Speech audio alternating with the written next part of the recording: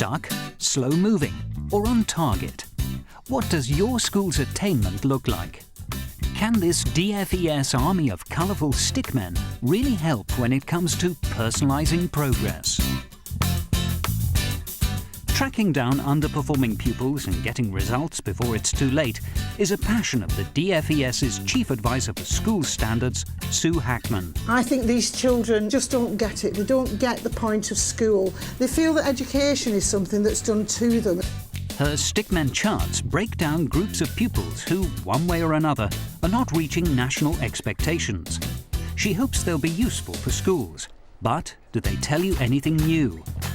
We've challenged 2 schools to give the stickmen a critical road test. It's all very well, looks very pretty, but is it actually any use? What I do, I actually look at the individual. But you know here, Tim, we try to move everybody on. From Addington High School, head teacher Tim Davis and head of Year 11, Kelly Beard. From Ellen Wilkinson Primary are head teacher Sue Ferguson and deputy head Poppy Goldsmith. All 4 have come to the DFES to find out more from Sue Hackman about the model they're going to trial. Well, thanks for coming. I hope what we're going to show you today is going to be really interesting and possibly useful to you in school. And really, the theme of this is how are your kids progressing? This is Key Stage 3, first of all, and these are the results for English last year. Here we have 100 figurines. Each one of them is 1%. These pupils here in blue were the 65% of pupils who reached national expectations. That was the year in which we started our activity in Key Stage 3, trying to raise standards. And this is where we are today. We've added to this score these pupils here in dark blue, bringing us up to 74% who are at national expectations. The question for us, of course, is what do we know about these pupils who came in below national expectations? And in particular, what do we know about these ones here who are going to help us to make our target here, which is at 85%? Well, this is what we know. First of all, what we don't know, there are 4% here who were absent from the test. Those are counted as underperforming pupils, even though in reality some of them might not be. Next, there are 15% of children who achieve level 4, so they're just 1 level below national expectations. Of these, 1% have regressed to level 4. And worse, we have a further 6% who are stuck at level 4. They left primary school at national expectations and then sat for 3 years in secondary and didn't add a single level. Behind these pupils, there are a further 7% who reach level 4 and they're slow moving through level 4. They only add 1 level in the key stage. I think 1 level in 3 years isn't good enough. So why are these children making slow progress? There are 1% of children here who are below national expectations but have made amazing progress. I don't know, but I'm guessing this is English as an additional language. I think we've got bright children acquiring English, motoring up the system.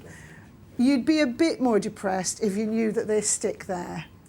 Beyond these children, we have 2% at level 3. They got all the catch-up programmes throughout primary school. They've been ALS, they've been FLS, they've been summer school, they've been LPU, they've been springboarded. They're in perpetual catch-up.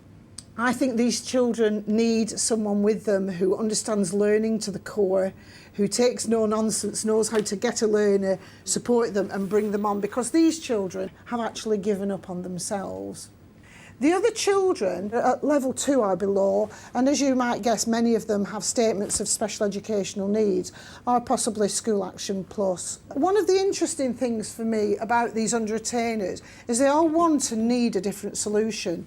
These need a great teacher in the class. These need some English as an additional language support. These need mentors. And these slow-moving ones, I'm not sure, but I'm just guessing that sitting in lower sets, they might just need a teaching plan that's capable of delivering 2 levels of progress. I think they need our highest expectations, our most rapid progress plans. So how do Addington's results look given the stickmen treatment? These are their 2005 Key Stage 3 English data. Well, you've started in 2000 from a very low base at 28%.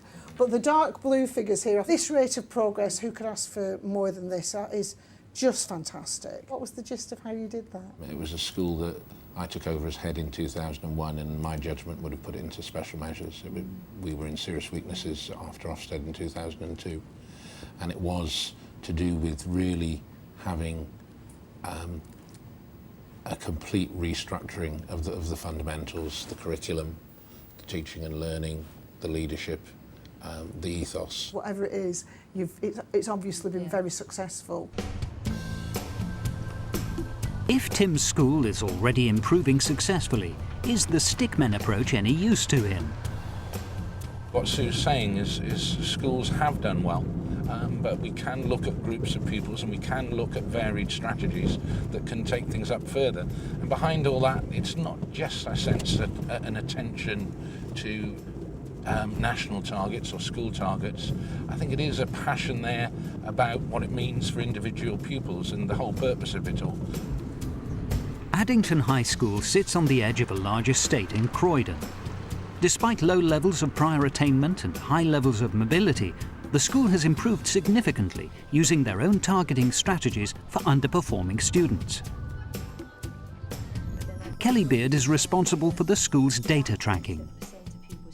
I mean, it's an extension of what I was doing beforehand, but it's such a much better way of presenting the data. I think what we were doing beforehand, when we were looking at the sub-levels for each child, we did concentrate on all the different levels from 3 to 5, and doing it this way really focuses on those stuck at level 4s, the ones that I think we can really make the difference with. I've had a go at doing the stickmen myself with a computer program that Sue Hatman provided, and I've got the English data for the year 10s, but I've also done it for the current year 9s, based on their attainment levels that were given at the end of year 8. Emotive language. Head of English Yvonne Connolly has been able to identify exactly which pupils are stuck in her year 9 English class. Do these words have anything in common? And secondly, what type of text do you think they've been taken from? I want you to have a look at those words together in your group.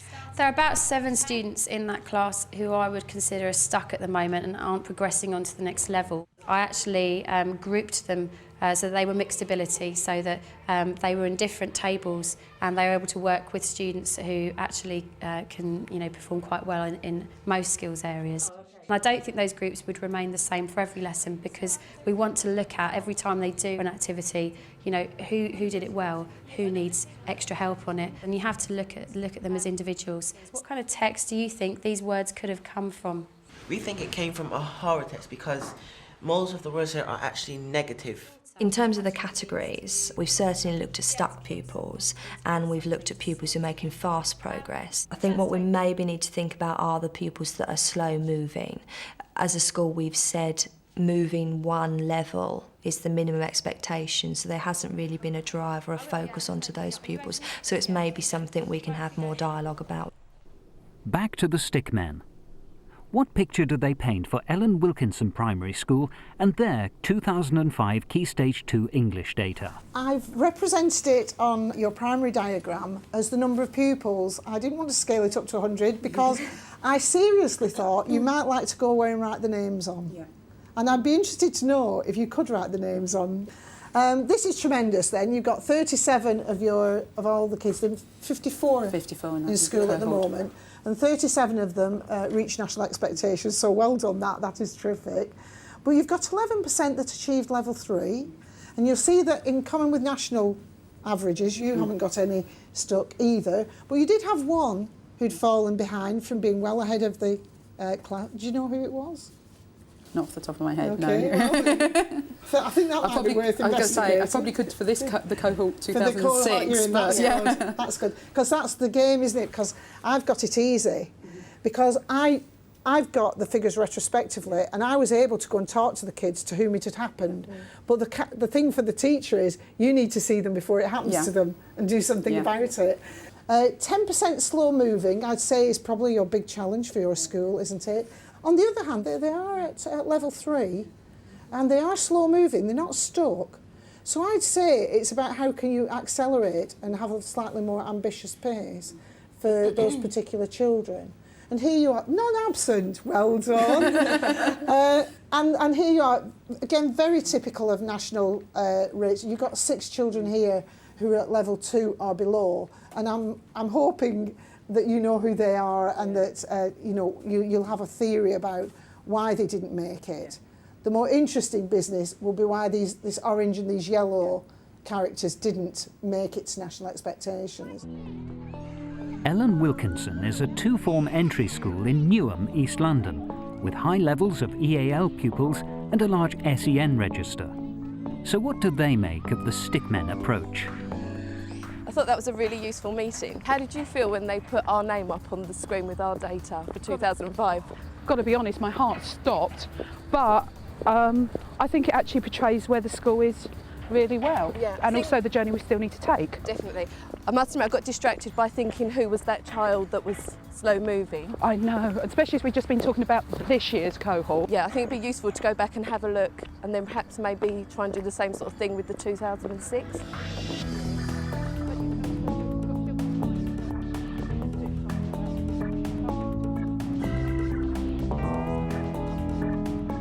When we came back from the presentation, we had a couple of priorities.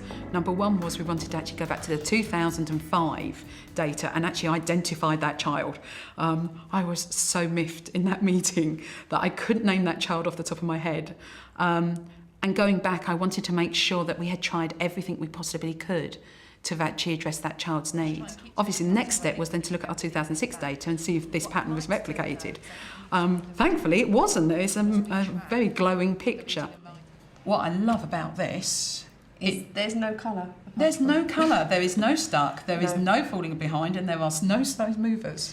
But there are some children missing. There are some children missing because we've got, 39 on here. So that's 6 missing. There are 6 missing because they have got missing so we've data. got 1 missing that was a 4, missing and got the 5, but she was actually quite exceptional. Yeah. Look at the names of the other ones. Most of those came in quite late into that key stage. Yeah. Majority of those came in Year 5. And so it just shows that if they had a longer run, they would have probably got it. And the fact that they were coming out with 3s shows that they've made that progress. This is all very well, but these children are gone. We can't fix this. No. We need to look at actually addressing that something in the middle. Yeah. Now, I think it needs to be mid-key stage. Okay. So you're looking at the end of Year 4. I would suggest probably start Year 5. Yeah. You've still got 18 months, 2 years to do something about it. Absolutely. You've got 2 years worth of assessment data from Key Stage 1 to where they are currently. Yeah. So, but I think the colours are useful. Okay, how about if we did something kind of like we had a table and we block the colours in, so we've got the stuck falling behind. So if we have that, that's pink. Yeah. Maybe as 1 sub-level, have moved 2 sub-levels, 3 and 4 plus. I think there needs to be a separate box for those children. We've got no Key Stage 1 data. Yeah, because that was the problem on this. And their rate of progress from entry into us. I agree. The walk for today, we are learning to edit our work. We're going to be going through our work and edit it. What does edit mean? Checking our spellings. Checking spellings, fantastic. We have very high aspirations here. We expect every year group to have at least 70% of their pupils at our internal levels. For example, we expect children to go into Year 6 at a 4C, and that's replicated all the way down the school. You've just written down nouns, you've written down the things you saw, but can you tell us a little bit more? I find with the slow movers is that they can write decent English sentences, but they don't add enough details to really set higher expectations, because the children will rise to that if we drive it. Teacher expectation is key to this. It's actually about us making sure that we're expecting enough of every child in this school. We're in an inclusive borough, so we've got children with SEN, we've got a large number of children who've got English as an additional language. But we need to meet every single one of those needs and make sure that we're not using it as an excuse for underachieving. Do you make individual provision for children? Do you do catch-up classes? Do you have one-to-one provision at all? We have a variety of things, revision programmes, catch-up programmes. I mean, I look particularly at the stuck pupils at all levels, 3, 4, 5, and we have mentoring programmes. We do set targets in terms of numbers, like you are a 3C at the moment, we hope to get you a 4A, but within classrooms there is specific level breakdown in pupil speak. Okay, thanks for meeting with me. Today we're going to be talking about your targets and data and your learning. As part of Addington's push to raise standards across all ability levels, Head of Year 9, Tanya Goody, meets with students to discuss their aspirational targets. Now the red, if you have a red square on your current grades or your now grades, that means that you haven't reached your forecast grade yet. If you've got yellow, that means you've reached it and you've got to your forecast and now you're aiming to get to your aspirational. If you've got green, it means you're well on the way to reaching that aspirational and you've passed your forecast grade. Okay, so obviously I'm hoping all of you are going to want what colour? Green. Green. All pupils in the year really appreciate their aspirational targets. It's helped to develop a culture and an ethos of learning and achievement in the year group. And a child might say, you know, I really want to become a lawyer or I want to do journalism, and the tutor will break that down and help them to understand how what they're doing now is one step along that journey.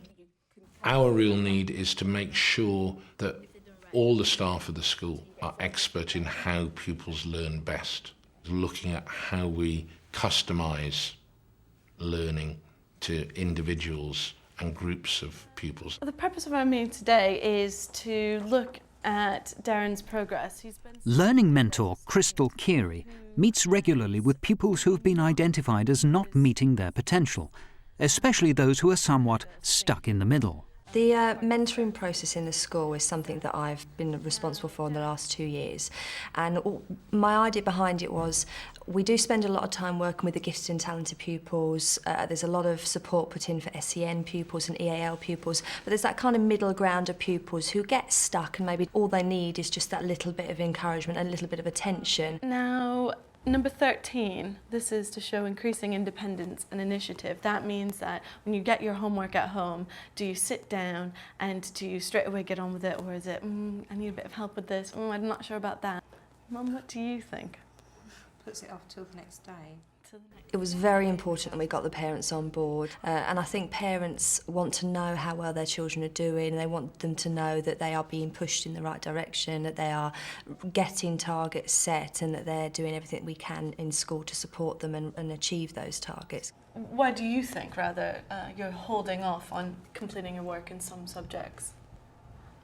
Because I find it complicated with the English homework. So if you were to think about your average evening at home, how could you restructure your evening so that you get all of your work done? To try to do my homework a little earlier, because then... Right. When we went and spoke to the children who were stuck in Key Stage 3, they told us most of them had targets.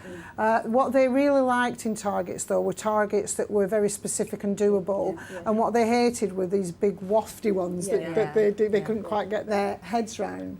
I was interested in what you were saying about having high expectations, because that's a challenge, isn't it? And we did a little exercise of our own with school targets to see if you set very high expectations, does it actually influence your results? And it does. Yeah. Schools that are willing to countenance high expectations and set high targets do produce better results. Even if they don't reach the target, they produce better results. This is our colour system. Okay, we tried to keep the colours exactly the same so it links in. At Ellen Wilkinson, Sue and Poppy have adapted the stickmen approach, tracking individual pupils' progress in terms of their sub-levels. It's all very well, but is it actually any use? Yes, I think it is, because now I can target the children who really need to move on. I mean, I can then plan activities that would be specifically geared towards making sure that they move, especially the kids who are stuck. I mean, it's surprising. In my assessments, I didn't really identify it quite this clearly. So this would be good to inform my future planning. I've spotted a couple of children who are level 4 and they've only moved one sub-level. So I wouldn't have considered them as having a problem because they're already so high up in terms of the rest of the class. So it establishes that they probably climbed really high early on in the stage and now they're slowing down again. So it's quite interesting to see that they need helping along again. It's those ones there that you'd be wanting to push into those level 5s, and because they're, near a 4 or at a 4 already, you're thinking it's okay, but it's actually saying, well, actually, let's look at you and let's say, right, okay, you've not been pushed far enough. I want to actually push you further to hit that level 5 at the end of the key stage. Yeah. Groups. We're sitting in our literacy groups at the moment, and I've realised that I would like Roz to work with a particular group, okay? One of the strategies I've tried was changing the positioning of where the children sit. With the slow movers, I've now moved them more to the centre of the room so they can be in my direct line of vision, so I can keep focusing on them. It isn't about doing anything radically different. It's just maybe working in a slightly different way. For instance, a TA, if we just move them to the slow-moving group once a week, 20 minutes could make a big difference to those children. 20 minutes less for those SEN children would actually probably help them too, make them more independent. Okay, folks, Standards and Stickman and Addington High School. We've had a little bit of a chance to look at this. What we've been able to do now, of course, is to take the 2006 cohort and map that out. I think it's a good representation to be able to share with your team, because you're often working with spreadsheets, aren't you? And you have a tendency to look at your own classes or to look at particular groups.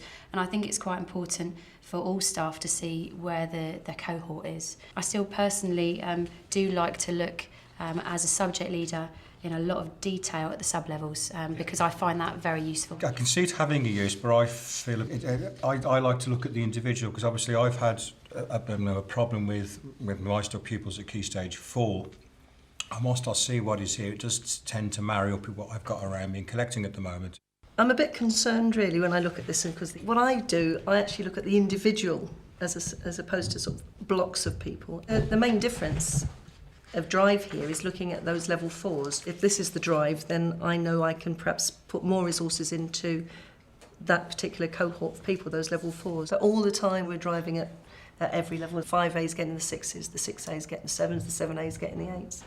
And the N's getting their 3s, you know. Even the lower attainers in the year group, though, like to have an aspirational target, and for them that might only be one sub-level higher than a whole level. So it might be 4 sub-levels, but that for that child who came in at maybe below level 3 or level 3. So it is about personalising that target for each child. Particularly with those students who would be considered to be slow moving, it's very important for them to feel they're making progress and not to be just labelled, you're level 4, you're level 4, you're level 4. They've got to know, actually, I've made some real progress there and I've moved up, you know, 1 sub-level, I've moved up 2 sub-levels.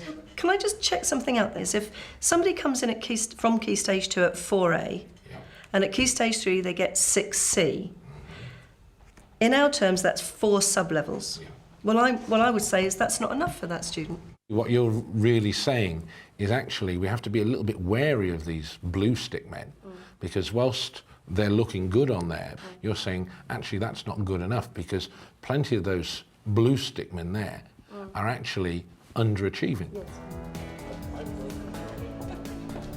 So 3 weeks later, with some mixed reviews, both schools head back to Sue Hackman with their feedback. Were there any surprises thrown up by it? The couple where it was the children who were above average that had only moved 1 sub-level, that really flagged up, and I think that was the biggest surprise to us. The thing is, because they're in year 5 and it's still right at the sort of early stage of year 5, you've got enough time now to really make a difference and to impact on it, you know.